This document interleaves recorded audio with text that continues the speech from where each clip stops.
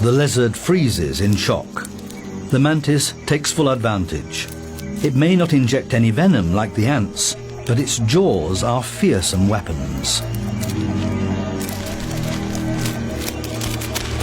The lizard, stupefied with pain, believes it can still shake off its attacker.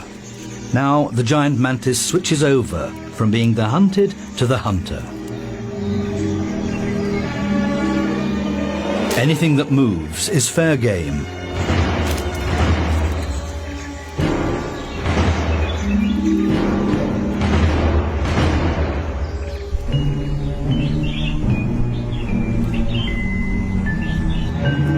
It sets to work without a moment's delay.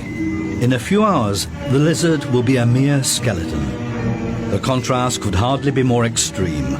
Deadly attacking force coupled with an insatiable appetite, cloaked in deception.